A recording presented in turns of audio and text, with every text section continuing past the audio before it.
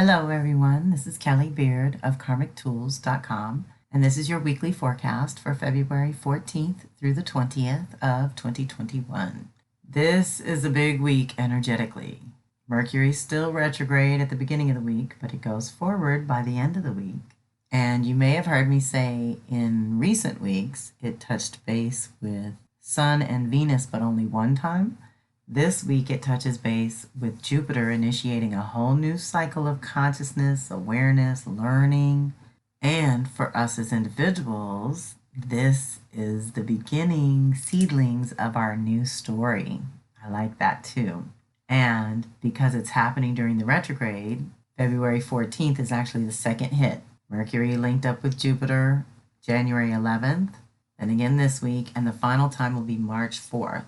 So it's going to be an interesting spring, but this is what kicks off our week. It is time to expand your thinking and develop more conscious awareness. This is a powerful energy assisting you on many levels. You will make connections easily and quickly that help you integrate newly acquired information or knowledge, making you appear psychic or at least lucky to others. At this time, you can connect with your highest ideal and most broad outlook for your life, and you may feel that you are finally ready to live your truth. You are so connected to your own ideal that you naturally give others permission to live their truth as well, creating an atmosphere of tolerance that feeds all involved. The challenge with this energy is going too broad and missing the details that are vital to your success. You will also miss out on crucial information if you are too overconfident and or self-righteous in any way. Remain humble, knowing that your way works for you, but it may not work for others, and vice versa. And it is all okay. If you remain centered in the light and your own heart, this energy gives you a little boost to whatever you are creating at this time. So, deep breath. Mercury is the personal individual mind and how we think and communicate and express ourselves. Linking up with Jupiter in Aquarius, Jupiter's only there once every 12 years, so this is a big deal that Mercury's retrograde in Aquarius lingering and taking this time to do this initiation with Jupiter. This is very big. And it looks like if we can open our minds a little bit, apply all that we've learned in the last 3, 6, 9, or 12 years, then the activation on the 17th, which is a very big deal, Saturn in the sky squaring off with Uranus in the sky, 3 times over. February 17th is the first hit. It's going to happen again June 14th with Saturn retrograde, and again on December 24th, Christmas Eve at the end of the year. This is an ongoing process or a year-long process, and let's dive in. All right, y'all. Let's breathe through this one. This is potentially useful and yet a really challenging activation to have to deal with on the heels of 2020, because this is the literal fight between the old and the new, a struggle between the earthly reality of the 99% and the airy idea of freedom as defined by the 1%. So this year, that will be the ongoing theme. Those who want to impose authority on you and disconnect you from your own inner authority, and those who cannot do rigid oppression and fight for individual freedom. The solution is somewhere in the middle. We need to ask ourselves how we can live a healthy way in this new age. This energy has its own socio-political aspects, but on an individual level, it will hit anywhere you have grown stagnant, stuck, or otherwise no longer growing in your day-to-day existence. Think of a plant whose roots have outgrown the pot. Everything feels cramped. New growth is harder, and expansion is impossible. In order to continue healthy growth, it needs a new container. That is all 2020 showed us. How ineffective our personal containers really are, and how flimsy our hold on our own precious resources can be. If we are distracted by worldly chaos, we cannot fix or change unless we address our own personal problems first. This is the energy that provokes you to get a little more serious about running your own life so you don't have to be subjected to the rules or restrictions of someone else's container. So, deep breath. Saturn wants to strengthen and fortify your boundaries, Honor your responsibilities and commitments, and ultimately cultivate your true purpose. For those who do not do well with all of that or do not know their purpose, this energy is frightening at best and devastating at worst. If you are one of them, then this is where you start. What have you neglected the longest in your life, or in the last 7 years alone? Start there. This energy teaches that change is good because you have outgrown your current container, routine, or structure. It will point out all the ways your old ways no longer serve or support you. Any relationships or partnerships that are oppressive in any way are likely to break suddenly under this influence, and that includes bosses and public connections that are too rigid, like suddenly quitting or getting fired. Those who do not bend break with this one, so stay self-aware, fluid, and flexible. Deep breath. On the social collective level, we need to use the wisdom of the past along with the facts of the present in order to choose wisely for the future. Saturn gets you present to what is in your life. It is asking all of us to look at how rigid we've become in certain areas of life. Look to your Aquarius department specifically. Look where we've been depressed and too exhausted to entertain any kind of purpose, let alone an altogether new purpose. Saturn points out where you lack commitment and dedication.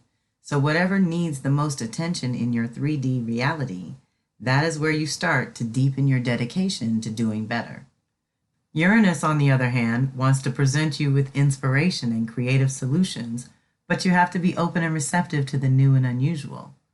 Look to your Taurus house for the things that feed your body and soul and are beautiful and fulfilling to you, like gardening, hiking, photography, hobbies, or outdoor sports that help you, like a moving meditation. They wake up your soul and activate the vitality in your body. So much of our current society pushes all these ways to escape, narcotize, and sleepwalk through life. The antidote to feeling oppressed is to feel free in your own body, the one thing you have control over, so start there. Change your relationship with your body and physical environment, and it will start to accommodate this higher level of consciousness that is emerging at this time. It is very special energy that can help us anchor whatever is real and solid, release the old and toxic, and open up to entirely new possibilities that only 5 years ago weren't even possible. So, the Aquarius department, where Saturn is renewing our commitments and boundaries and dedications there, but it is also where we've grown rigid and stagnant and weak in some way. Whereas Uranus in the Taurus department is liberating us, waking us up, suggesting that we live in our bodies in a new way. And I would venture to say this has a lot to do with introducing us in a more literal way how to raise our frequency so that we are more comfortable on a planet that's frequency has literally doubled within the last 100 years. So this is a lot for our physical bodies to upgrade this way. And at the same time, dealing with what commitments and responsibilities are even going to work for you going forward. So this week is big, and that is social to collective, and so it's big in that way. But if you have Leo, Aquarius, or Taurus, Scorpio, it's personal. And if you have Saturn or Uranus in any one of those 4 signs, it's personal and it's happening to you directly. Then same week, Venus squaring off with Mars is not easy on a personal level. That means our inner sacred feminine and masculine are pushing out of comfort zone and into new territory. It's basically time to recalibrate how you give and receive, as well as how you be versus do. So it helps to know the signs and elements to consciously choose how to work with this activation. And so in this case, Venus is in Aquarius, is squaring off with Mars in Taurus. So you want to think of Venus as being with Saturn, asking us to be responsible in our relationships, partnerships, and collaborations, squaring off with Uranus and Mars wanting to do what they want to do impulsively and sometimes without regard for others. So there's a little insight to our personal department and what we might want to work on. But again, you will look at the feminine in your Aquarius department and the masculine in your Taurus department and look at how they need to work it out in some way, do things in a new way, and grow. And just keep in mind the squares are not, they don't always have to be hard or tragic, but they're building something, they're stabilizing something. If we can work with this friction to grow in some kind of way, we can reap some really good benefits with this one. Tune into how you direct your own power as well as what you magnetize and repel naturally.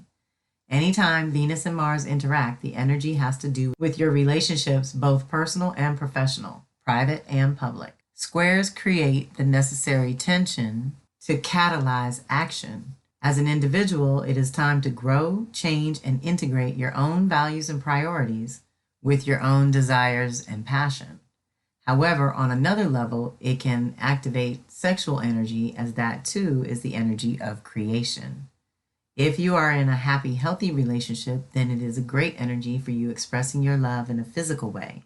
However, if your relationship already has tension, especially in the physical realm, then this is a difficult energy to deal with, and the only real solution is open communication and a willingness to compromise. So good luck.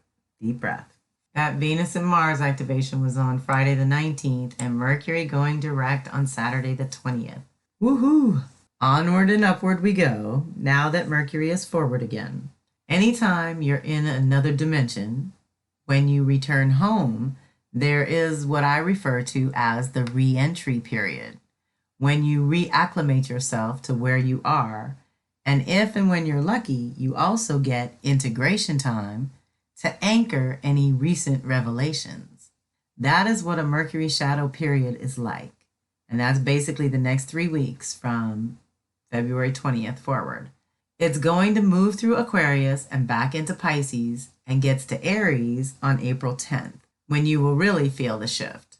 Meantime, this is an excellent time to check in with yourself and confirm what you are creating for 2021, because it is getting underway now. And let's take advantage of every Mercury retrograde this year, because it is going to be the most productive processing time we get in a year full of monumental changes and unprecedented initiations. So yes, don't forget, this year Mercury goes backwards in all the air signs. So this is February. The next time will be Gemini in May, June, and then later in fall for Libra time, September, October. So all air signs, we're doing a lot of mental processing this year and changing our minds and changing our thinking and growing in our consciousness and applying what we've learned and really allowing what we've learned to serve us finally. You know, we're getting to test the theories and stand on our truth and initiate a new story, which, by the way, we're also approaching time to check in with. So I will be planning a free open house for the midpoint in the Venus cycle. That's coming up in March. I'll keep you posted on that. But right now, I should remind you, with all the energy going on this week, that is so delicious and potent, and on the heels of the Aquarius new moon and our Venus moon contact, which was all around February 10th and 11th, we have now all come a good solid 9 months through the Venus cycle of release work. And March is the pivot point when we shift to reclamation. So just know that whether you've been with us or not, or whether you follow the Venus cycle or not, each month, kind of stage by stage, little by little, you've been stripped and reorganized internally around your values and priorities in a way that happens on a pretty cyclical basis, on a regular basis. With Venus and Gemini, the release work has been all about releasing, again, old mental patterns, negative thought patterns, ideas, thoughts, concepts that no longer are relevant or useful. Now, when we pivot in March, the theme is going to be an Aries theme for our reclamation. So we're learning to embody this new story that we are co-creating and writing as we speak. We're just gathering the inspiration in February for that spark and that flavor and that spice that we want to add to the new story, now that we have definitely gone through all the process of ending and tying up the loose ends of the old story.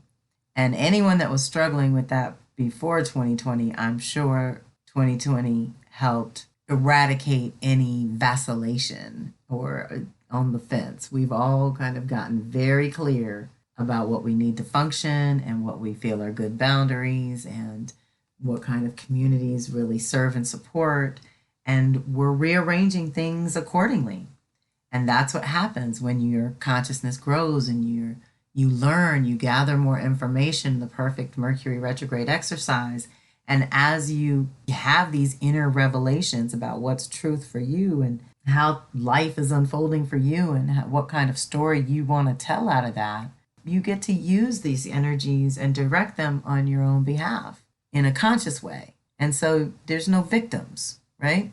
That's the idea of understanding and using the energies to navigate your life and to just understand that this is where the support is.